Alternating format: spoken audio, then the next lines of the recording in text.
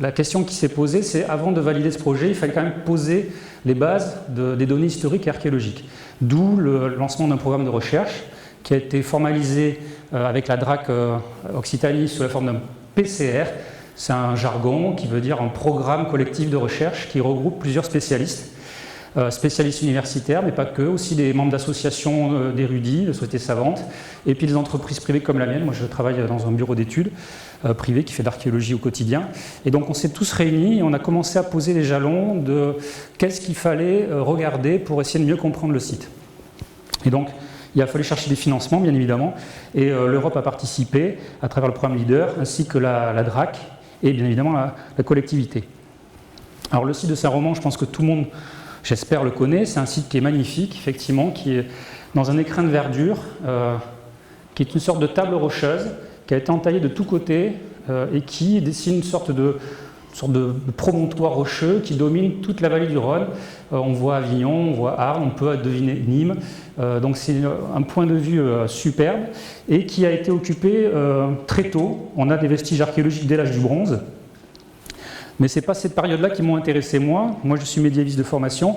Et ce qui m'a interpellé, parce que je suis bordelais aussi, médiéviste et bordelais, donc ce n'est pas ma région d'études ici. Ce qui m'a interpellé, c'est que c'est un monument qui faisait référence à d'autres monuments que j'ai étudiés, en Aquitaine notamment, l'église souterraine de Saint-Émilion et l'église souterraine d'Aubeterre-sur-Dronne, qui sont deux monuments du XIIe siècle, qui ont des points communs avec Beaucaire. Et c'est comme ça que je suis arrivé un peu sur ces terres, en terra incognita. Donc là, c'est juste pour vous localiser où on est, hein, pour ceux qui ne sauraient pas. Qui m'ont amené donc à m'interroger sur les raisons d'avoir des mêmes formes rupestres, notamment des tombes sous arcosolia, vous verrez à quoi ça correspond tout à l'heure, et des aménagements souterrains qui étaient très comparables. Et donc je me suis interrogé sur ces questions, et c'est de fil en aiguille que j'étais amené à mettre en place ce programme de recherche. Donc je ne l'ai pas fait tout seul, puisque je me suis aidé de plusieurs personnes, et notamment d'une équipe d'étudiants, que je remercie, il y en a quelques-uns qui sont présents ici, donc qui sont essentiellement des étudiants en archéologie, qui, dans leur parcours de formation, ont des stages à faire sur le terrain. Et donc, les fouilles programmées, les programmes de recherche comme celui-ci leur permettent de faire ces stages.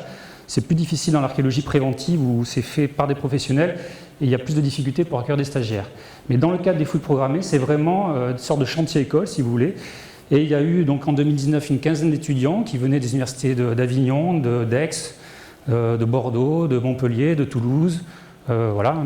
Et cette année, c'était un peu pareil, mais on était un peu moins nombreux, dans le sens où on a été limité par le Covid et les étudiants principalement venaient de la région, donc essentiellement d'Arles, Aix-Marseille et puis un peu Montpellier. Donc les fouilles qu'on a menées, essentiellement, c'est du nettoyage dans un premier temps. Le site a été dégagé dans les années 60-70 par la Société archéologique de Beaucaire, par M. Roche, en Roche, qui a sauvé le monument, on peut le dire, puisqu'il était destiné à une carrière de pierre. Jean Roche a fait des dégagements avec des bénévoles à l'époque, sans faire de fouilles consciencieuses, c'était vraiment dégager la terre et les cailloux. Nous, on était amenés donc à faire d'abord un nettoyage de tout ça, et ensuite à commencer à faire des fouilles là où on pensait qu'il pouvait rester des vestiges. Donc ce nettoyage du site a été assez long et fastidieux, mais on a profité pour essayer de faire des observations, pas succinctes, mais systématiques, qui permettaient de mieux comprendre un peu là où on mettait les pieds. Alors ça a donné lieu parfois à des fouilles un peu acrobatiques, il fallait s'harnacher puisque le rebord rocheux est assez proche, et puis des travaux manuels, donc terrassement à la pelle. Donc là, c'est l'endroit où on a été amené à trouver des tombes. Vous voyez qu'il faut savoir qu'elles sont là, puisque de prime abord, c'est juste un pied de talus, qui ont ensuite amené donc, des fouilles un peu plus fines, fouilles manuelles. Là, vous avez les tombes qui commencent à apparaître. Et puis des fouilles bien plus fines au pinceau ou au scalpel, pour ensuite dégager les sépultures. Donc ça, c'est la méthodologie classique de la fouille archéologique, qui nous ont permis donc de, comme ça, déterminer un certain nombre de zones d'intérêt pour collecter de nouvelles données. Bien évidemment, c'est aussi muni d'équipements un peu plus efficaces. Donc des mini-pelles mécaniques est venu nous aider pour faire des terrassements dans les fossés du site, afin de déterminer si on avait effectivement des systèmes défensifs en pied de coteau. C'était une interrogation qu'on avait avec l'un des chercheurs, Nicolas Fauchère, qui est spécialiste de l'étude des châteaux. Donc sondages qui ont permis d'aller assez vite et qui ont permis aussi d'avoir des réponses rapidement sur des questions qui n'étaient pas forcément essentielles mais importantes dans le cadre de la mise en valeur du site, puisqu'on est là sur une piste d'incendie qui permet aux pompiers d'accéder facilement au site. Donc il fallait voir si les travaux qui avaient été faits dans les années 90 sur cette piste d'incendie, qui avaient mis en évidence certains éléments, étaient suffisamment explicites pour être compris. Donc ces travaux étaient surtout dans cet objectif-là. Et puis dans ce travail de fouille, donc ça s'est accompagné essentiellement par des relevés. Donc là, les relevés, on en a fait vraiment beaucoup. Alors relevés de terrain qui ont consisté à essayer d'enregistrer tout ce qu'on pouvait voir sur les parois rocheuses, comme aussi les parois maçonnées. Donc le travail, vous allez voir un peu comment il consiste, mais est assez fastidieux. On le fait en général à deux, puisqu'il y en a un qui fait le secrétaire, si vous voulez, pendant que l'autre il est en train de regarder la paroi et essayer de comprendre ce qu'il voit. Donc c'est un échange, bien évidemment, ça tourne, hein, c'est pas toujours le même, mais c'est un travail qui est assez fastidieux, assez long, mais qui est très formateur pour les étudiants pour comprendre ce qu'on appelle la stratigraphie. C'est-à-dire qu'on essaie d'observer les différents aménagements en fonction de leur temps de réalisation. Et ce travail-là, en fait, fait intervenir la logique, mais aussi une observation minutieuse des éléments, notamment les traces d'outils, par exemple. Donc voilà, ce travail a été fait essentiellement par les étudiants, qui je pense, pourront peut-être témoigner tout à l'heure, a été formateur pour eux, puisque c'est vraiment un travail qui demande vraiment de mettre en place la méthodologie de l'enregistrement stratigraphique, qui est celui qui est utilisé par les archéologues aujourd'hui. Donc on enregistre tout, les murs, les parements creusés, les objets, le moindre trou aménagé dans le plancher rocheux, tout simplement parce que ça a forcément, si ce n'est pas naturel, ça a forcément une vocation, un usage anthropique, et on essaie de comprendre à quoi il a pu servir. Et donc c'est là ensuite que devient difficile pour l'archéologue de comprendre tous ces aménagements, c'est de savoir à quel moment ils ont été réalisés. Beaucoup n'ont pas été réalisés tous en même temps, et donc il faut arriver à les dater par une stratigraphie relative. Donc voilà, enregistrement qui nous amène à positionner tout ça sur des relevés.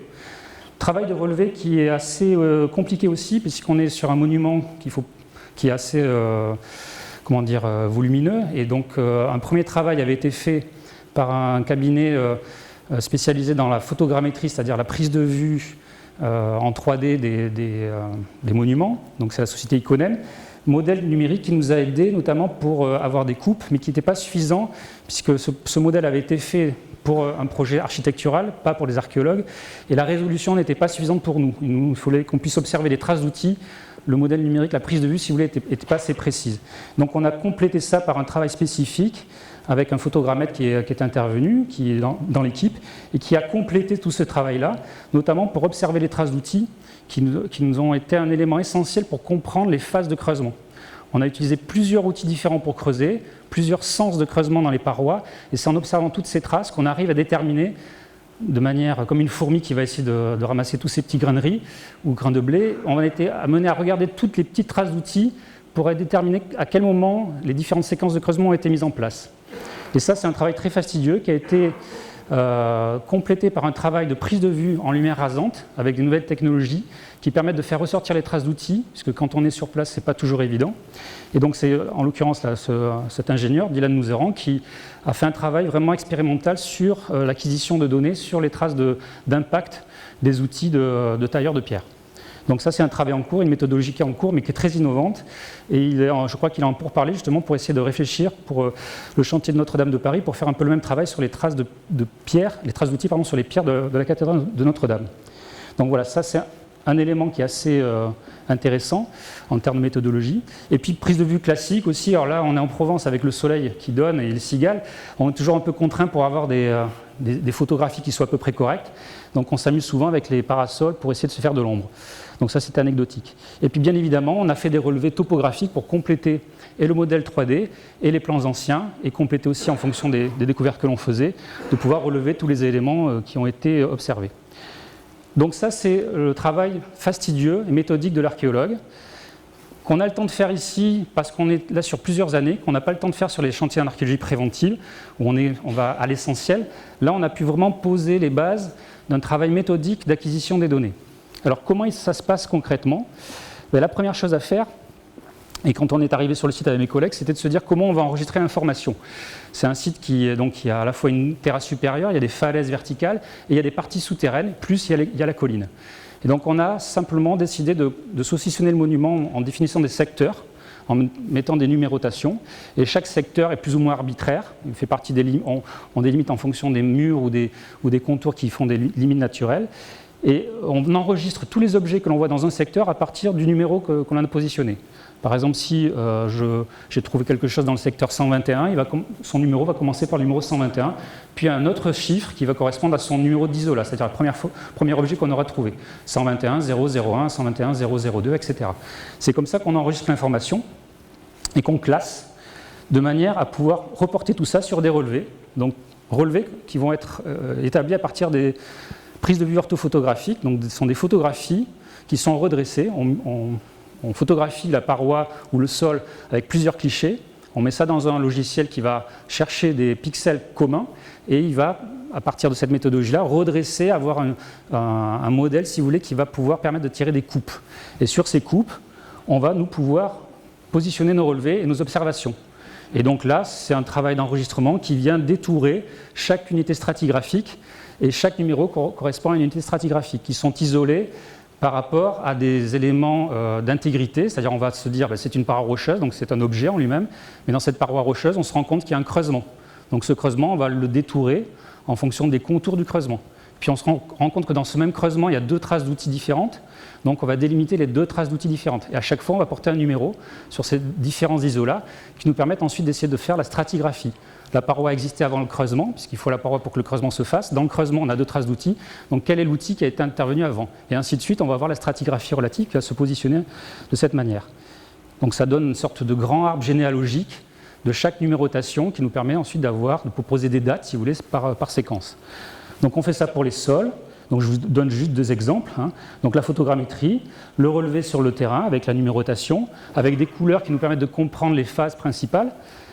Et puis ensuite un relevé misoprope, juste pour information, voilà, qui permet ensuite d'illustrer nos propos, notre présentation méthodologique dans les rapports de fouilles que l'on soumet à la DRAC, qui a ensuite vise ces rapports dans le cadre de commissions pour évaluer la pertinence de ce que l'on raconte. Alors on a associé à ça bien évidemment des fiches d'enregistrement. Donc juste un exemple, ça c'est des fiches prises du terrain. Donc vous avez la fiche à droite qui correspond à la fiche d'enregistrement de ce qu'on appelle l'unité stratigraphique, c'est-à-dire l'unité la plus petite que l'on peut observer, dans lequel on va avoir notre numéro en haut, là c'est 141, et puis son numéro d'ordre c'est 414, c'est le numéro de l'objet. Et on a une petite description, en l'occurrence, ça c'est un trou de section carrée, on a pris des mesures, et simplement j'ai pu en bas, vous avez un petit diagramme, je sais que 413 a été recoupé par 414. Donc voilà, ça me donne une information sur la stratigraphie. Et on fait ça pour chaque objet. À côté, là, vous avez une autre fiche qui correspond à des cuves funéraires, puisqu'on a eu un travail d'un étudiant qui est ici présent sur le creusement des cuves funéraires du site. Et donc, on a mis en place une méthodologie qui visait à essayer de prendre l'ensemble des mesures des creusements pour déterminer si on avait une typologie particulière et surtout essayer de comprendre comment on s'y était pris pour creuser toutes ces tombes. Est-ce que ça a été fait de manière raisonnée ou en fonction des morts qui arrivaient? Voilà, on voulait essayer de comprendre ça, donc on a mis en place cette fiche de manière à pouvoir faire un enregistrement méthodique et statistique. Ça, c'est juste des exemples. Alors sur le terrain, vous allez voir les principaux résultats ensuite, là, mais je voulais dire aussi qu'on a fait un très gros travail documentaire. Ce travail documentaire, ça a été fait par plusieurs personnes, mais je me suis chargé du plus gros, on va dire, et je tenais à le dire parce que c'est aussi ça qui vient remettre un peu l'histoire du monument dans le bon sens, puisque les vestiges archéologiques, la difficulté qu'on a, c'est d'arriver à leur donner du sens. Il n'y a que les textes qui permettent de le dire. Alors la première recherche qu'on a été amené à faire, c'était déjà tirer un peu le bilan de la documentation de nos prédécesseurs, et notamment les archéologues, les architectes qui avaient travaillé sur le monument il y a peu d'années. Donc ça se conserve à la DRAC, ces documents-là. Donc là, je vous ai mis juste les derniers travaux de l'architecte qui, dans les années 90, s'était préoccupé de la consolidation du monument, Granger-Chavanis, qui avait donc fait des relevés. Donc on a collecté tout ça. Plan topographique aussi réalisé à l'époque, qui donne un état ancien de ce qui était vu. Je crois que c'est dans les années 90, ça aussi.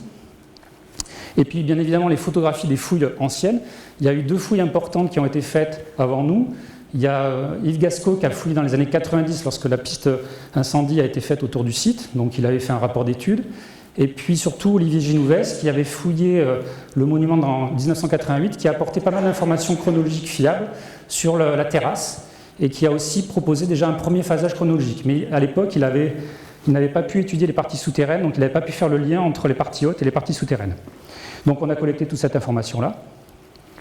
On est bien évidemment allé à la Société historique et archéologique de Beaucaire, où M. Roche conserve énormément d'archives des fouilles qu'il a réalisées lui-même, et surtout ces classeurs qui sont un trésor pour l'histoire de la ville de Beaucaire, qui sont toutes les notes prises par la Société archéologique de Beaucaire, et notamment un érudit qui est décédé depuis, dans les archives d'un peu partout, sur les lieux-dits de la ville. Et donc c'est toute l'histoire du territoire à travers ces classeurs.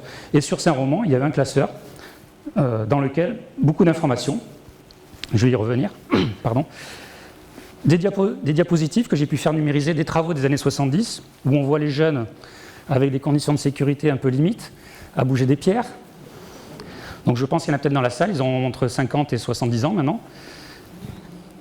Donc dans ces archives de la Société historique archéologique de Beaucaire, une découverte un peu surprenante dans les notes d'Olivier Lombard. Donc vous avez ici son petit cahier, voilà les fiches, hein. Vous avez le lieu-dit Saint-Sixte, qui est un lieu-dit qui existe toujours à Beaucaire, près de la voie ferrée. Une photographie d'un objet bien particulier, interprété comme un bénitier, que Marie-Pierre Morin a retrouvé de manière improbable, conservé encore aujourd'hui, qu'elle a pu faire déposer depuis au musée de Beaucaire, et qui est probablement, ça reste encore quelque chose à regarder, mais c'est assez unique. On appelle ça une lipsanothèque, c'est un terme un peu barbare pour dire une pierre à reliques. On y cachait probablement les reliques de la vraie croix du Christ. Alors, ce n'est pas forcément les vraies reliques, hein, je vous rassure, mais vous voyez, ça a une forme de croix, et puis il y a des petits réceptacles qui devaient être munis de couvercles, dans lesquels on devait mettre des reliques particulières. C'était conservé dans cette chapelle Saint-Sixte, mais probablement ça venait de l'abbaye de Saint-Roman, puisque c'était une petite chapelle troglodytique qui ne devait pas être bien riche, et je pense que probablement cette pierre devait venir de l'abbaye, puisque la chapelle Saint-Sixte était une dépendance de l'abbaye. Donc ça, c'est une découverte particulière. Recherche documentaire donc dans différents dépôts, là c'est la Bibliothèque nationale de France, mais j'ai travaillé dans les différents dépôts de la région, à rechercher tous les ouvrages qui avaient pu être publiés sur Saint-Roman. Donc il y avait déjà eu un travail préalable qui avait été fait par la collectivité, et donc j'ai repris tout ce travail-là, puis je l'ai complété. Ça a permis aussi de rechercher tout ce qui est iconographique sur le monument. Il y a très peu de choses malheureusement. Donc ça c'est les cartographies anciennes, c'est juste pour vous illustrer comment apparaît Saint-Roman dans les cartographies anciennes. Jusqu'à la Révolution française, c'est sous un petit logigramme qui veut dire château. C'est plus déjà une abbaye. Et par contre, passé la Révolution française, c'est la dernière carte, c'est la carte d'état-major, c'est ruine du château.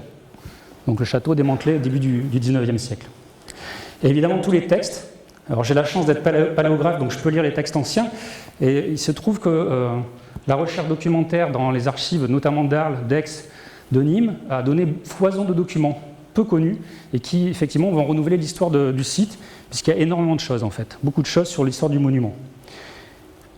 Notamment, dans ce travail documentaire, ça a été d'essayer de faire le point sur l'authenticité des preuves qui étaient avancées jusqu'à présent par les historiens sur l'histoire du monument. Il y a plusieurs phases, hein, j'y reviendrai, et donc le travail a été de vérifier si les documents qui étaient avancés étaient fiables ou pas. Et donc ça a été essentiellement d'aller revérifier dans les manuscrits si ce qui avait été publié était correct. Et il s'avère que beaucoup de choses étaient correctes, mais pas forcément tout. Et donc ça remet en question un certain nombre d'affirmations qui étaient avancées jusqu'à présent. Et puis, j'ai eu la chance, je pensais qu'elle était perdue, c'est une charte de 1102, qui est le premier document officiel sur l'abbaye Saint-Roman, que je pensais disparu. On avait des copies, des transcriptions anciennes, et j'ai pu la retrouver à la médiathèque d'Arles, il y a 4 jours, qui est le document de la charte de rétrogradation de l'abbaye Saint-Roman en prieuré par l'archevêque d'Arles, Gibelin. Et c'est un document important parce que dans les transcriptions qu'on avait, il y avait des erreurs, des imprécisions selon les transcriptions. Et en fait, là, on va pouvoir vraiment comparer entre les transcriptions et le document authentique. Donc j'en viens maintenant au site lui-même. Voilà le plan qu'on avait il y a encore 10 ans, c'est le plan de Olivier Genovès en 2010, des différentes maçonneries qu'il avait pu étudier et comprendre à l'époque, donc en 88, il a publié ça donc presque 20 ans après. Et c'est un enchevêtrement de maçonneries différentes dont la périodisation est assez compliquée. Le site donc on est sur le plateau, là on n'est pas en souterrain, vous n'avez pas les vestiges souterrains. Le site forme donc une sorte de promontoire. Vous avez la pointe la plus étroite au sud et la partie la plus large au nord, avec deux flancs est et ouest, deux grands flancs. Je vais essayer de vous présenter les vestiges en fonction de ces différentes zones. Donc d'abord la partie nord, puis ensuite la partie sud. Dans la partie nord, donc, on a des ruines qui nous montrent qu'on avait des bâtiments assez importants, assez volumineux, qui ont été rasés. Donc un grand corps de logis, donc c'est la partie rose, là, avec derrière une sorte de cour carrée encadrée de bâtiments, interprété comme peut-être un cloître, mais sans avoir de preuves évidentes d'un cloître. Donc la question qu'on avait, nous, c'était de savoir si effectivement on avait un cloître qui pouvait fonctionner donc avec l'abbaye, ou si c'est plutôt la cour d'un château. Donc ça, c'était un premier élément d'incertitude. Et puis ce que je vous ai mis en vert, ça, c'est des découvertes qui ont été faites cet été, qui sont confirmées. On est encore sur des incertitudes pour un certain nombre de données sur l'emprise de ce rectangle vert, mais qui pourrait correspondre à une première église. On a en tout cas la certitude que le côté le côté sud de ce grand rectangle vert était en place, puisqu'on a des vestiges qui nous le confirment. Notamment, là où je vous ai mis ce grand trait vert, on a une maçonnerie qui a été malheureusement restaurée dans les années 70, je crois, ou 80 plutôt, avec cette voûte en béton, qui a enlevé un certain nombre d'informations, mais on a le rocher qui à ce moment-là est en rupture de pente, et on a deux tombes qui sont alignées, qui montrent bien que ces tombes sont venues s'aligner sur quelque chose qui était déjà en place. Et surtout, à l'extrémité de ce grand trait vert, vous avez le marche d'escalier là qui monte, et qui correspond à une sorte de fosse circulaire. Donc l'escalier malheureusement est dedans, mais on voit très bien le contour circulaire qui a été explosé par la rambarde et par la falaise qui s'est effondrée, mais fosse qui pourrait correspondre à une citerne pour récupérer les eaux de toiture d'un bâtiment qui était construit au-dessus. Et ce grand bâtiment pourrait correspondre peut-être à une première chapelle sur le plateau, ce qui pourrait expliquer notamment la concentration des tombes que l'on a autour. Sur l'autre côté donc, de cette terrasse nord, on a ensuite donc, cette grande cour dont vous voyez les murs ici extérieurs, et une plateforme un peu plus basse qui est entourée d'un mur d'enceinte, où on voit encore des fentes d'archères. Partie plus basse parce qu'en fait on avait des niveaux de plancher, on voit encore les ancrages dans la paroi rocheuse, donc qui montrent que là aussi on avait une construction en élévation. Et tout ça a été rasé, ce qui ne permet plus aujourd'hui réellement de comprendre toutes les constructions que l'on avait. Mais sur la partie occidentale, vous avez les arbres, ce correspond aussi au corps de logis du château XVIe siècle, dont vous aurez tout à l'heure une vue sur une gravure. Donc vous voyez beaucoup d'éléments qui ont disparu et grande difficulté pour arriver à comprendre l'enchevêtrement des périodes. La seule chose, c'est que voilà, on a des fentes d'archères qui, elles, sont bien médiévales, qu'on peut situer entre le XIIIe et le XIVe siècle, sur ce mur d'enceinte. Sur la partie sud, on a là aussi l'emprise de deux grands corps de bâtiments qui ont quasiment disparu, sauf une petite partie qui est interprétée comme l'ancien studium, l'ancienne école, fondée par l'un des papes d'Avignon, Urbain V, au milieu du XIVe siècle, et qui pourrait correspondre au rectangle rouge de la partie orientale. Le rectangle bleu, au rectangle bleu, excuse-moi, le rectangle rouge correspondrait à une partie château XVIe siècle, probablement aussi que le rectangle sur la partie occidentale. Donc là, il ne reste que l'encastrement des murs sur la paroi rocheuse. Et enfin, potentiellement, une autre chapelle, une deuxième chapelle supérieure, sur la pointe de l'Éperon. Alors notamment, cette chapelle avait été déjà comprise par Olivier Génouvès, qui avait vu effectivement la possibilité de l'emprise d'une chapelle, notamment en raison d'une abside, et de l'absence de sépulture dans une certaine zone. Alors je vais mettre la photo, ça sera plus évident. Vous avez cette abside là que je vous ai ceinturée d'un trait vert, et on imagine notre abside, mais la paroi a été recoupée par des aménagements postérieurs, avec, je ne sais pas si vous le distinguez, on a 4 petits trous sur la paroi rocheuse, après la rambarde, qui pourraient correspondre à l'emplacement d'un autel ou d'un aménagement liturgique. En tous les cas, on a ici, et les fouilles l'ont révélé cet été, le décaissé du rocher qui correspond probablement aussi à l'aliment d'un mur gouttereau d'une chapelle. Donc, ce qui expliquerait aussi la concentration de tombes dans ce secteur du plateau. Donc 2 chapelles de surface probablement. Et puis on a donc la partie dite studium, avec ici des murs qui sont enchevêtrés, mais dont on voit bien les raccords. Vous avez un angle droit, en fait, qui a été chemisé par un mur tangent qui correspond au château du XVIe siècle, angle droit qui correspond, lui, au studium du XIVe siècle. Donc tout ça a été un peu mieux compris cet été, puisqu'on a fait l'enregistrement de toutes ces maçonneries, qui nous permettent de comprendre aussi que le château était haut en élévation, puisqu'on a des départs d'escalier. Donc là, on est sous l'escalier, il faut imaginer des marches qui montent vers moi, Et donc on voit bien que toutes ces constructions à raser étaient importantes, avec plusieurs étages. On a ici un grand couloir qui a été fait aussi au XVIe siècle pour accorder les deux corps de logis occidentaux et orientaux, donc entaille qui est venu scinder le site en deux, mais donc on peut dater par l'aménagement des voûtes et surtout par les deux corps de logis qui viennent raccorder. Enfin, les parties souterraines, ce sont les parties les plus intéressantes, puisqu'elles présentent, on va dire, les parties les plus incongrues, les plus compliquées à comprendre, parce que les plus anciennes. Donc je ne vais pas vous parler de toutes les cavités, ça serait trop long. Je vais me focaliser sur la partie dite de la chapelle souterraine, qui est un monument un peu singulier, puisqu'il coïncide à un creusement de galeries dans une ancienne rivière souterraine du tertiaire, probablement, qui a été réoccupée par l'homme. Et l'homme est venu, en fait, dans un premier temps, creuser des tombeaux. Ces tombeaux, vous allez les voir tout à l'heure, ils ont été faits sur les parois.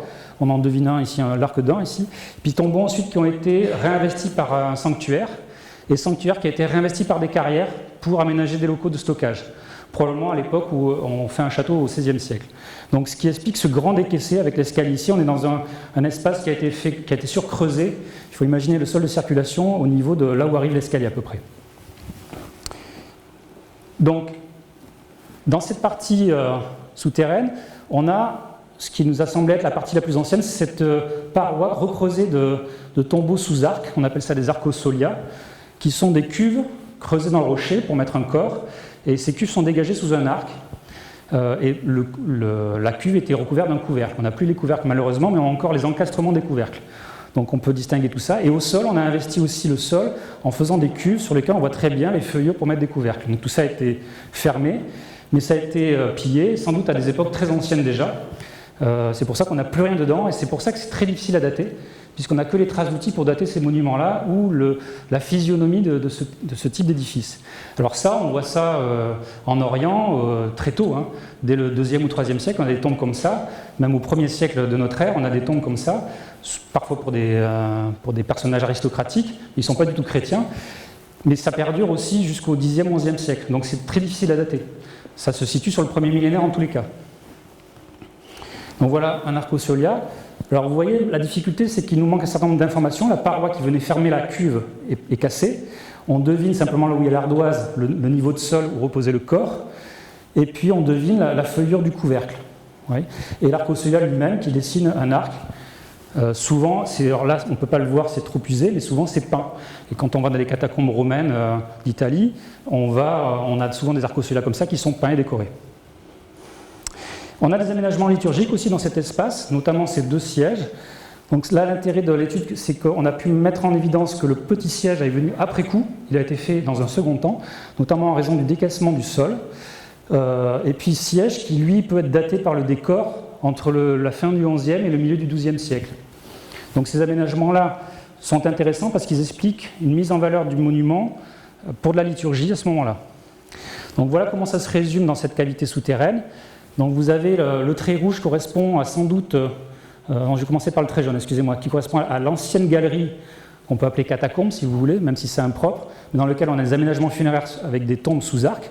Puis ça a été réinvesti par une sorte de chapelle, où on a dégagé une sorte de faux transept avec deux petites absidioles et peut-être une absidole centrale. C'est là où c'est un peu plus compliqué, puisque la partie verte est une extension très singulière qu'on a du mal à comprendre encore, qui correspond à un petit diverticule dans lequel on a des aménagements très spécifiques, que je vais vous montrer maintenant, puisque c'est ce qui fait un peu pas le scoop, parce que pour l'instant on n'a pas de scoop, on a beaucoup d'incertitudes mais plein d'hypothèses. On est sur l'arrière de la partie chapelle. On a ici la figure d'une porte avec un arc, et vous voyez, on s'engage dans un petit diverticule, et on commence à deviner des petites cavités creusées dans la paroi, et au sol, des tombes d'enfants. Ce ne sont que des tombes d'enfants, de petits-enfants. Et on s'enfonce, donc je viens de passer la porte là, et vous voyez toutes ces cavités à mi-hauteur. Donc on se posait la question de savoir à quoi ça pouvait correspondre dans cet espace vraiment en retrait de l'église, au chevet, soit peut-être pour une sacristie, c'était la première hypothèse au départ, pour poser les instruments liturgiques, mais le nombre et l'association de ces cavités avec des tombes d'enfants nous a fait envisager l'hypothèse d'un sanctuaire de répit. Sanctuaire de répit, c'est des monuments qui sont peu connus archéologiquement, on en connaît pour les époques modernes, c'est souvent des sanctuaires, un espace dans le sanctuaire, si vous voulez, qui est réservé pour le baptême des bébés mort-nés, qui n'ont pas eu le temps d'être baptisés au moment de l'accouchement. Et donc les familles arrivaient en pleurs, et l'Église avait mis en place un principe qui était de dire ces enfants-là sont dans les limbes, donc dans un espace un peu transitoire, mais s'il s'avère qu'ils bougent encore, on peut encore les baptiser, donc ils seront sauvés. Et donc ça, c'est connu par les textes de l'époque carolingienne, on sait que cette pratique existe, mais on ne sait pas à quoi correspondent ces monuments-là dans les églises, parce que ça a été détruit, c'est disparu, etc. Il n'est pas impossible qu'ici, on soit dans un sanctuaire de répit pour la bonne et simple raison, c'est que dans ce petit tunnel que vous avez qui file là, on a un aménagement très particulier dans le fond de la paroi qui a été préservé parce qu'on est dans un cul-de-sac. C'est un trou, vous voyez, un trou un peu bizarre avec une entaille horizontale et une petite entaille verticale où j'ai mis la flèche et une maçonnerie qui devait retenir une tuile. Et on est probablement sur une canalisation d'eau. Donc on avait une arrivée d'eau à cet endroit-là. Et en contrebas, on a, mais cassé malheureusement, parce que c'est usé par les touristes qui montent souvent pour s'asseoir ici, on a deux réceptacles, enfin un réceptacle du moins quadrangulaire et un soubassement qui dessine une facette qui pourrait avoir reçu un baptistère, enfin une petite cuve baptismale, pardon. Donc on pourrait avoir ici un aménagement spécifique pour le baptême, ce qui pourrait aller dans l'hypothèse d'un sanctuaire de répit. Ça reste encore une hypothèse puisqu'on n'a pas d'exemple connu ailleurs. Je continue sur les parties souterraines. On sort de cette chapelle souterraine. On a d'autres aménagements avec des grandes arcatures qui ont été recoupées par un grand corps de logis ici, qui était le corps de garde du château. Aménagements souterrains qui correspondent essentiellement à des parties domestiques ou artisanales. Ici, on a probablement l'aménagement d'un cuvier avec un aménagement pour un pressoir et 2 cuves pour la vendange ici qui ont été cassées. Et puis de l'autre côté, on a une grande salle souterraine qui correspond en fait à différents aménagements de recreusement. La partie haute est la partie la plus ancienne qui communiquait avec la chapelle souterraine. Et les parties basses sont des recreusements tardifs liés au château du XVIe siècle, notamment pour le stockage et peut-être pour mettre des chevaux, puisqu'on a un abreuvoir au fond ou une mangeoire qui pouvait permettre de justifier une écurie ici. Mais ce qui est intéressant, c'est qu'au plafond a été observé donc un trou de visée qui amène la lumière d'ailleurs, mais un trou très étroit, mais qui, quand le soleil se lève, vient éclairer une petite croix qui est établie dans le rocher. Donc on a peut-être aussi un aménagement spécifique qu'on n'a pas pu aller étudier, puisqu'il faudra mettre une nacelle élévatrice ou un échafaudage pour aller voir les choses de précisément. Mais vous voyez, il y a encore plein de choses qui nous interrogent sur le fonctionnement du sanctuaire, et notamment au niveau liturgique. Je passe à l'extrémité sud, notamment sur ce qu'on appelle la cellule de Vitalis, qui est un aménagement un peu particulier, puisque ce sont des cavités qui sont en partie effondrées, ce qui explique le mur que vous avez ici qui vient tenir une partie des voûtes, mais mur qui est ancien, qui doit dater du XVe ou XVIe siècle. Mais on a l'inscription, donc je vous ai mis un petit bout là, de Vitalis, donc on sait que c'est un espace qui est occupé par un moine du nom de Vitalis, et dans lequel on a des aménagements essentiellement de stockage pour du bétail. On a des anneaux d'attache pour le bétail, donc c'est sans doute des sortes de bergeries, mais on a aussi probablement son lit, c'est pas impossible que ce soit son lit, ou un aménagement spécifique, peut-être pour une liturgie, peut-être un petit hôtel, mais j'y crois moins. Je pense plutôt que c'est la banquette pour dormir, avec un petit placard pour remiser ses affaires personnelles. Et puis des espaces de stockage. Donc là, ce sont des silos à grains qui ont été abîmés, enfin cassés. On a 4 silos là, qui permettaient de stocker du grain. Donc, petite cellule, on en a plusieurs comme ça, mais c'est la seule où on a une inscription avec autant d'aménagements spécifiques. Ce qui pourrait expliquer qu'on avait une partie des moines qui pouvaient un temps se retirer du monastère pour faire retraite au sein même du monastère. J'en viens maintenant à l'escarpement rocheux, juste pour vous signaler que c'est le plus gros du travail qui a été fait cet été, c'était d'essayer de comprendre tous ces recoupements que l'on voit sur la falaise. Donc principalement ce qu'on a compris, c'est qu'on a une retaille de la falaise qui a été faite pour prolonger la courtine du château. Donc courtine qu'on a encore du mal à dater parce qu'elle est probablement du XIIIe ou XIVe siècle, mais remaniée à beaucoup de moments entre le XVe, XVIe, voire même XVIIe siècle. Donc c'est une vraie difficulté pour arriver à comprendre tout ça. Donc c'est en cours d'étude, notamment à travers les maçonneries et puis ces fentes de tir que vous avez verticales là, qui sont peut-être anciennes, qui sont peut-être du XIIIe siècle. La question qui se posait, c'était de savoir si on avait un fossé défensif, puisqu'on avait un ouvrage avancé, une type de barbacane, si vous voulez, qui permettait de l'accès au château. Là, on n'est plus sur l'accès de l'abbaye, c'est un accès tardif, tout ça. Mais en tous les cas, voilà, avec un pont qui a été restitué dans les années 90, la question c'est de savoir si on avait un fossé, puisqu'on voyait des ancrages de rochers comme une contre-escarpe, notamment sur le flanc oriental.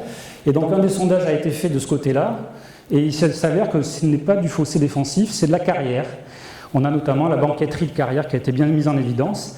Donc on a fait simplement une entaille de la falaise pour avoir une escarpe, tout simplement, et le résultat du creusement a généré cette contre-escarpe qui n'est pas du tout défensive.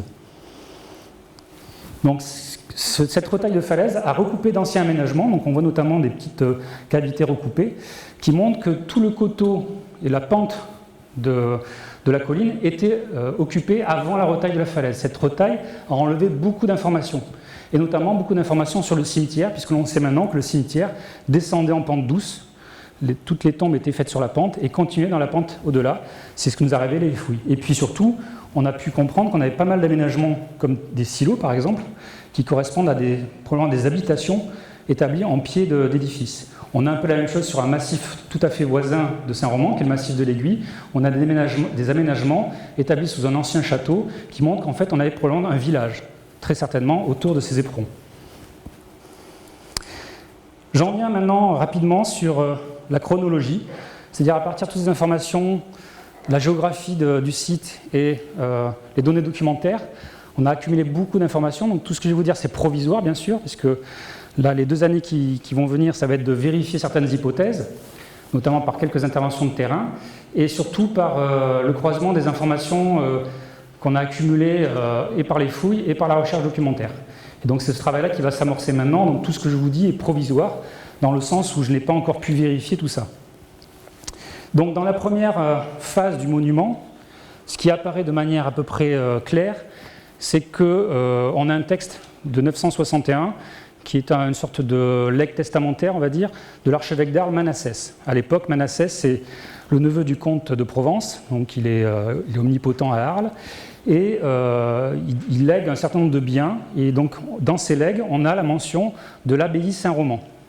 Donc elle existe déjà à cette époque, en 961, au milieu du Xe siècle, donc ce qui veut dire qu'elle existe peut-être un peu avant, mais il est probable que ce soit lui à l'origine le fondateur ou un archevêque juste précédemment avant lui, puisque ça coïncide au contexte que l'on voit par ailleurs, notamment à l'abbaye de Montmajour, où c'est aussi à l'époque de cet archevêque que cette abbaye est fondée. Et donc on a vraiment là l'impression qu'on a une rénovation du monachisme arlésien à cette époque-là, et d'autant que cet archevêque a probablement eu des velléités d'annexer des territoires sur les diocèses voisins, de par sa fonction d'archevêque et de primat du diocèse, enfin de la primatie d'Arles, qui regroupait plusieurs diocèses. Il a sans doute voulu annexer certains territoires. Alors je vous ai mis ça en illustration parce que c'est un élément dont on ne sait pas quoi dire, qui est une sorte de console creusée de petites niches, donc interprétée soit comme un colombier, soit comme une lanterne des morts, soit comme un réceptacle pour mettre des reliques. On ne sait pas à quoi ça correspond, c'est pas connu par ailleurs. C'est très curieux, mais c'est probablement de cette époque-là. De cette époque-là aussi sont sans doute tous ces arcosolia, creusés et qui sont venus, donc, qui correspondent à la première occupation du site, une occupation funéraire. On vient ici enterrer des gens. On ne sait pas s'il y a un sanctuaire. Déjà à cette époque-là, on n'a en tout cas pas de trace assurée d'avoir un sanctuaire dès cette époque-là. En tous les cas, ces arcosolia peuvent être comparés à d'autres arcosolia que j'ai pu étudier par ailleurs, notamment, je vous ai mis 2 exemples, Saint-Émilion en Gironde, donc ça c'est les arcosolia qui sont dans l'église souterraine de Saint-Émilion, dans une partie antérieure à des aménagements du début du XIIe siècle, donc on sait que c'est antérieur au XIIe siècle, mais ce n'est pas daté, malheureusement. Et par contre, un arcosolia que j'ai pu fouiller, donc à Langoiran en Gironde, avec un couvercle en bâtière, et là la sépulture au carbone 14 a donné 8e siècle. Donc on sait que ce sont des choses qui peuvent se situer entre le 8e, 9e, 10e siècle. Donc je reviens à l'archevêque d'Arles. Pourquoi est-ce qu'il avait sans doute un intérêt à fonder une abbaye dans ce secteur-là? C'est qu'on est donc sur le territoire de la terre d'Argence, territoire qui est connu le siècle précédent. On a déjà des mentions au 9e siècle de la terre d'Argence, qui est un enjeu de territoire, parce qu'on est au carrefour de plusieurs anciennes cités antiques, on va dire, et sans doute dès cette époque, l'archevêque d'Arles a des prétentions territoriales pour percevoir le fisc et les dîmes sur ce territoire-là. Et ce qui explique que cette enclave de la terre d'Argence dans le diocèse d'Arles est perdurée jusqu'à la Révolution française. Ça date de cette époque-là, et on est vraiment sous l'influence d'Arles. Nîmes est éjecté déjà à cette époque-là. Et donc, cet archevêque a probablement voulu marquer le territoire en fondant une abbaye aux confins de ce territoire, et sur le point le plus haut qui était visible depuis la cathédrale d'Arles et depuis l'ensemble des confins des autres territoires. Et notamment parce qu'on se situe au carrefour de plusieurs diocèses. On voit bien que Saint-Roman est à la jonction des diocèses d'Uzès, d'Avignon et de Nîmes. Et donc ce diocèse d'Arles vient faire une sorte d'enclave, et l'abbaye Saint-Roman vient marquer ce territoire-là. On sait qu'on est à Arles dès qu'on voit l'abbaye Saint-Roman. C'est probablement une des raisons de la fondation. Puis ensuite, on a donc quelques documents qui n'étaient pas connus d'ailleurs, que j'ai pu retrouver, qui nous indiquent et qui viennent confirmer d'ailleurs des mentions de la charte de 1102 que je vous ai montré. Cette charte nous indiquait qu'on avait 2 anciens abbés qui s'étaient occupés de l'abbaye, d'où son ancienneté. Donc l'abbé Garnier et l'abbé Roger. Or, il se trouve que dans le fond de l'abbaye de Psalmodie, on a eu un abbé Garnier, qui est mentionné à la fin du Xe siècle, début du XIe siècle, qui a eu un rôle très important en Provence, puisqu'il a été à la fois abbé de Psalmodie, abbé de Saint-Victor de Marseille, et un acte nous le dit aussi, abbé de Saint-Roman. Donc il tenait 3 habits dans sa main, et il a été réformateur, notamment de Saint-Victor de Marseille. C'est lui qui a lancé la réformation de Saint-Victor de Marseille, et c'est lui aussi qui a lancé le chantier de reconstruction de l'abbaye de Psalmodie. Donc c'est un abbé vraiment qui a été très dynamique, et il n'est pas improbable, donc, et même quasi sûr, en tout cas c'est sûr, il y a un texte qui nous le dit, qu'il était abbé de Saint-Roman. Et donc c'est possible aussi que ce soit à son époque qu'on ait remis au goût du jour cette abbaye avec tous ces aménagements liturgiques que je vous ai montrés précédemment. De cette époque-là aussi, donc, on a ce fameux Roger qui est mentionné, donc on peut situer au XIe siècle. Alors lui, il n'est pas connu dans les textes, je n'ai pas retrouvé de mention dans les textes. Par contre, un fragment de tableau d'autel qui est conservé au musée de Beaucaire, en lisant les inscriptions qui sont posées dessus, on a découvert le prénom de Rogerius, qui pourrait peut-être correspondre à cet abbé Roger qu'on n'a pas retrouvé dans les textes. Mais peut-être, par l'épigraphie, son nom est-il avéré. Et puis aussi du XIe siècle, donc doit correspondre à la cellule de Vitalis, puisque ce sont une écriture qui correspond à cette période-là. Je vous ai mis juste une initiale d'une abbaye d'Arles, où on voit que le V est à peu près le même. Donc on peut situer. Puis un autre élément aussi, un chapiteau peut-être pré-roman. On ne peut pas le dater du XIIe siècle, il est très particulier. On pourrait peut-être effectivement le positionner à cheval entre la fin du Xe et le début du XIe siècle. Donc vous voyez, on a quelques éléments qui nous attestent que déjà à cette époque-là, le monastère existe et qu'on a des abbés. Donc il est administré. En 1102, on a ce fameux texte, donc je vous ai montré l'original, qui nous dit que le monastère va être réformé et rétrogradé parce que l'abbé, qui s'appelle Martin, y est prieur non soumis. C'est-à-dire que visiblement, il n'obéit plus aux ordres, quoi. Et donc, on décide de l'éjecter, et il est possible que ce soit lui qui soit mentionné sur une table d'autel malheureusement disparue, qui correspond à cette inscription-là qui a été relevée au XIXe siècle, sur la dédicace de l'autel de Saint-Vincent de Jonquière. Il y a un Martinus, prêtre, qui est mentionné. Donc peut-être correspond-il à cet abbé Martin mentionné en 1102.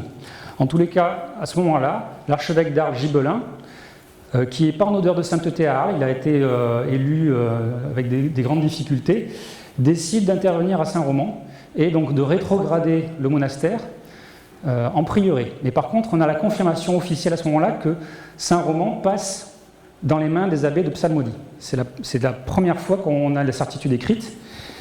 Et c'est à ce moment-là aussi qu'on a la liste de toutes les églises qui constituent le patrimoine de l'abbaye de Saint-Roman. Donc de cette époque-là, on a probablement les réaménagements des chapelles, où on a pu constater au niveau des sols qu'on avait des empreintes d'autels, mais qui ont été remaniés. On a plusieurs autels qui ont été disposés. Probablement ces aménagements liturgiques correspondent à cette réforme. Et puis donc on a, ce que je vous disais, la mention de ces églises. Donc je vous en ai mis que 3. Il y avait une quinzaine d'églises sur le secteur de la Terre d'Argence, notamment Saint-Laurent-de-Jonquière, qui est un monument historique, donc qui a été restauré d'ailleurs. Vous en avez 2 autres qui ont disparu, l'une qui va bientôt disparaître. Vous avez Saint-Six qui a disparu, donc qui était une chapelle troglodyte qui a été rasée par la carrière, donc il reste juste ce massif, mais qui est un trompe-l'œil parce que la carrière est juste derrière. Vous avez un trou de je ne sais pas combien de profondeur derrière cette falaise, mais la chapelle se situe à l'arrière. Et Saint-Étienne de Herms, qui est donc sur la commune de Comps, Il reste que ce bout de mur de l'église, une église du fin 10e, début 11e. C'est un mur de galets, c'est quelque chose d'assez unique, et qui est dans un mauvais virage, et juste à côté d'un transformateur. Donc je pense que le jour où il y aura un accident, ça disparaîtra. Ça serait intéressant de faire protéger. Donc ces églises-là, la plupart ont disparu, parce qu'en étant rétrogradé en prieuré, l'administration de ces églises par le prieuré de Saint-Roman n'a pas eu la même gestion qu'auparavant. Et donc petit à petit, ces monuments se sont dégradés. Je vous mets juste ici une carte de ce patrimoine ecclésial. Donc on a deux grandes zones. On a autour de Saint-Roman, donc en terre d'Argence principalement. Il y a beaucoup d'églises qui ont disparu anciennement. Et puis dans le Luberon, où on a toute une zone aussi, et ce patrimoine correspond essentiellement à des donations qui ont été faites à l'abbaye de Psalmodie à la fin du Xe siècle et début XIe siècle. Ce qui montre bien que Saint-Roman déjà était relié à Psalmodie et ils ont dû mélanger les patrimoines tout simplement. Il y a une autre possession un peu curieuse à Saint-Martin de Tréviers, donc Saint-Mathieu de Tréviers, à côté du Pic Saint-Loup, que je ne m'explique pas encore pour l'instant. Donc de cette période de réforme du monastère au XIIe siècle, on a la mise en place de sanctuaires avec de très beaux décors sculptés, donc, dont on a retrouvé malheureusement que des épaves, mais par exemple je vous ai mis juste deux représentations qui sont conservées. Donc tous ces morceaux-là ont été récupérés au moment des dégagements par la Société historique archéologique de Beaucaire et sont conservés au musée. Donc voilà des éléments qui montrent la richesse du décor. On a bien évidemment l'investissement funéraire du site entre le XIe et le XIIe siècle, avec cette gestion très raisonnée des tombes les unes à côté des autres et selon des alignements qui montrent qu'on a vraiment un investissement progressif du terrain. On a pu mettre en évidence que le creusement de ces tombes est fait par une première saignée très étroite qu'on vient élargir dès qu'on sait la corpulence de l'individu qu'on doit mettre dedans. Donc on a vraiment une gestion qui est rationnelle et pensée. Tombes qui, vous voyez, certaines ont été pleines de cailloux, donc on en a dégagé quelques-unes et on a eu la chance sur la terrasse nord d'en retrouver une en place, partiellement en place. Donc là on va pouvoir faire des datations C14. Et sur la terrasse sud aussi, encore en place. Donc on va pouvoir avoir deux dates chronologiques sur les deux emprises du plateau investies par les tombes. Et puis nos investigations funéraires ne se sont pas arrêtées là, on s'est dit on va faire un sondage dans la pente du plateau, sondage que vous avez vu tout à l'heure, et donc là on a trouvé plusieurs tombes, dont celle-ci qui est très belle. Donc tombe semi-rupestre, vous avez la tête qui est creusée dans le rocher, enfin qui est posée dans le rocher qui a été creusé, et comme le rocher était très abîmé, ils ont fait un coffrage de pierre pour fermer la tombe. Donc ça c'est une dame, mais au-dessus de cette dame avait été trouvée cette pierre, donc posée, même le sol, pierre qui correspond à une stèle discoïdale, c'est une sorte de pierre tombale qui était fichée dans le sol. Et on a vraiment de la chance, donc c'est pas elle, hein, ça doit être un des individus qui est à côté, mais c'est un personnage qui s'appelle Johannis. Donc vous avez la date en fait en haut 1100, et il est mort, vous avez tout à fait en haut Obihit, qui est une abréviation, et Johannis qui est de ce côté, on voit le I, le O, le H, avec un petit A inclus, et puis Frater, F-R-A au milieu, avec 3 barres pour terre. Donc c'était probablement un moine qui s'appelait Jean, mort en 1100, millésimo centésimo. Donc on a ici une date, et le carbone 14 de ces sépultures va nous permettre de confirmer si effectivement ça coïncide. Donc toutes ces informations-là nous permettent de dire voilà à quoi devait ressembler le site de Saint-Roman en termes d'emprise vers 1100, avec 2 sanctuaires sur le plateau qui ont complètement disparu aujourd'hui, mais dont on retrouve des indices, et puis 2 cimetières autour de ces sanctuaires. Et un cimetière qui devait se développer dans la pente, mais dont il nous manque toute la section intermédiaire, puisque la falaise qui a été retaillée nous a fait disparaître tous ces éléments-là de continuité. Je continue à remonter dans le temps. Donc au XIIIe siècle, on sait que Simon de Montfort reçoit de l'archevêque d'Arles le site de Saint-Roman pour y placer une garnison. C'est au moment du siège de Beaucaire, où il échoue d'ailleurs. Donc vous avez le château de Beaucaire. Le petit moulin, c'était un endroit aussi où se tenait garnison, la redoute. Et puis vous avez tout à fait en haut une sorte de mât qui symbolise l'abbaye. De cette époque-là, il ne reste pas grand-chose en fait. Simplement peut-être les murs d'enceinte, mais ça c'est sans certitude encore. Des prélèvements ont été faits dans les mortiers pour essayer aussi de récupérer du charbon et faire des datations carbone 14. Mais on a cette construction un peu particulière qui correspond à des alternances d'assises horizontales et d'assises en épi construction qu'on voit dans la région entre les 8e et 16e siècles. Donc ce n'est pas forcément un critère de datation très pertinent, mais c'est le seul pour l'instant qu'on a. On a aussi ça sur la partie nord, avec ce mur en épi. Donc c'est peut-être des éléments qui pourraient correspondre à cette période du XIIIe siècle, mais sans certitude encore.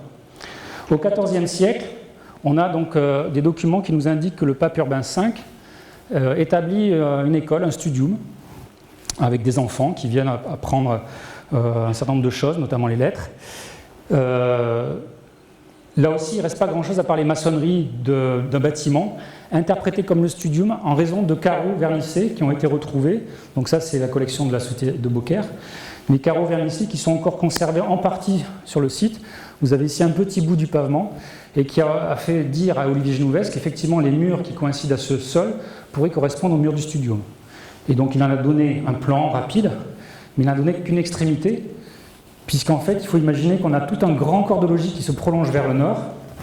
Dans cette partie qui est une sorte de négatif du bâtiment, où vous avez la paroi rocheuse qui est retaillée, mais on voit très bien sur le sommet de la paroi rocheuse les différentes encoches d'un plancher qui montrent qu'on avait un bâtiment qui montait en hauteur.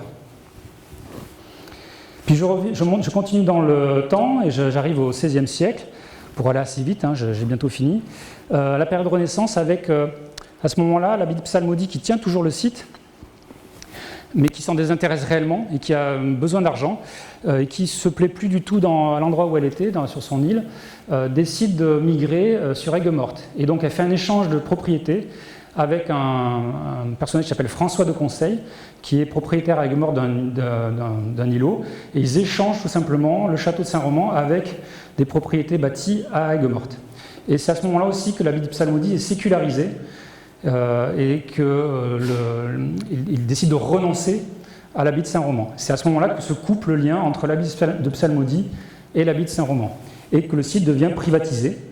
Et donc ce seigneur de Saint-Roman, il fait de grands travaux, et notamment, là c'est une vue qu'on a du château à la fin du XVIIIe siècle, mais on peut imaginer que c'est lui qui a fait édifier tous ces éléments-là, avec peut-être d'autres adjonctions plus tardives, mais on voit en fait un grand corps de logis et d'autres corps bâtis à l'arrière, qui montre qu'on a vraiment un site assez important qui a été édifié dans ce courant-là, entre le XVIe et le XVIIe siècle. On a quelques éléments qui subsistent, notamment dans les parties souterraines, on a ces culots de voûtes qui sont de cette époque-là, qui correspondent à ces grandes parties excavées de la grande salle où on mettait les écuries, probablement.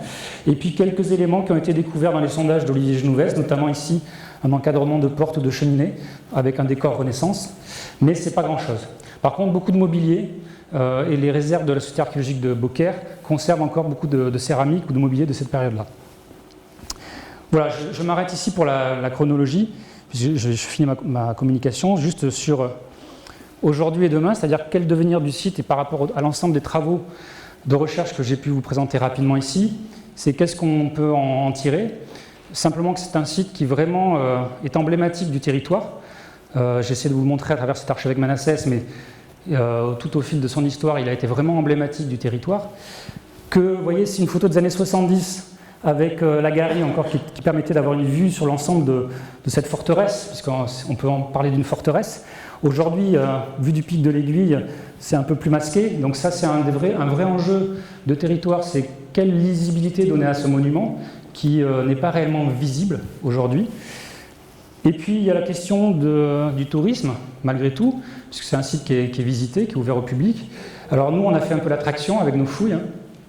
Je ne sais pas quel sera, dans les projets de mise en valeur, les points d'attraction qui pourront être proposés au site, parce que autant, moi archéologue, j'arrive à comprendre un peu ce que je vois, autant le touriste, avec toute cette imbrication, ces différents aménagements, va avoir beaucoup de difficultés. En tout cas, si le site est laissé en l'état. Donc il est vrai que là, il faudra peut-être réfléchir à un centre d'interprétation, ou quelque chose qui permette, en tout cas, pour le promeneur, de comprendre un peu où il met les pieds. Et puis, surtout, le principal enjeu, c'est évidemment la consolidation des choses. Alors, on est sur du rupestre, et il ne faut pas s'alarmer, parce que le rupestre, il tient par lui-même. Il tient et par habitude et par lui-même. J'ai le souvenir, quand j'étais intervenu à Saint-Émilion, que la mairie de Saint-Émilion, à l'époque, a dit « Oui, il y a des fissures, ça va tomber ». Et c'est toujours là depuis 40 ans. Hein. Donc ça n'a pas bougé, quoi. Malgré tous les investissements financiers qui ont été faits pour sauver cette église, qui n'était pas réellement menacée. Mais par contre, il y a quand même des bouts de rochers qui tombent. Et donc c'est ça l'enjeu, c'est-à-dire qu'il ne faudrait pas que ça tue quelqu'un. Donc là, je vous ai mis juste cette vue pour le filet de protection. Il y a un vrai enjeu de consolidation d'urgence sanitaire du monument pour toutes ces petites écailles rocheuses qui peuvent tomber des parois. Et puis aussi des gens qui pourraient tomber des parois. Donc ça, c'est un vrai enjeu, parce que si on veut le rendre au public, il faut effectivement sécuriser. Et donc je finis juste par le crépuscule du site. Tout notre travail, en fait, vise à donner des jalons aujourd'hui à la fois pour le grand public, pour l'histoire du site à travers son territoire, mais aussi pour le futur architecte qui sera retenu dans le cadre des travaux, de manière à lui donner un cadre et des principaux jalons de l'histoire pour que lui réfléchisse à ce qu'il faut mettre en valeur. Il ne faut peut-être pas tout vouloir mettre en valeur, l'histoire du site étant très compliquée. Donc j'espère que le travail qu'on va aboutir d'ici 2 ans, on a prévu l'année qui vient de travailler sur toutes les collections de la Société archéologique de Beaucaire, plus sur toutes les données documentaires et d'essayer de les croiser. Et l'année suivante, ça va être un colloque avec des spécialistes pour essayer de sortir du monument et le comparer à d'autres sites connus et étudiés par ailleurs, pour mettre en perspective. Ça va donner une publication normalement. Tous ces travaux-là devraient s'articuler avec le futur architecte qui devrait être retenu peut-être l'année prochaine, j'espère. Et donc il va y avoir ce travail de tuilage. Je remercie d'ailleurs la collectivité d'avoir essayé d'intégrer notre étude, nous donner le temps de l'étude pour ne pas nous presser à ce niveau-là. C'est toujours difficile quand on travaille dans l'archéologie de donner des billes à l'architecte très vite. Vous voyez, je suis encore sur plein d'incertitudes. Et donc il est vrai que désormais, l'enjeu, ça va être de comment je vais restituer ce que j'ai compris à l'architecte. Et comment toute l'équipe qui a travaillé autour de moi va essayer de restituer tout ça. Donc aujourd'hui, on pose les choses, on essaie de démêler un peu le vrai du faux, et demain, ça va être un vrai travail de confrontation entre les enjeux patrimoniaux et les enjeux de conservation et de projet de mise en valeur. Voilà, je vous remercie.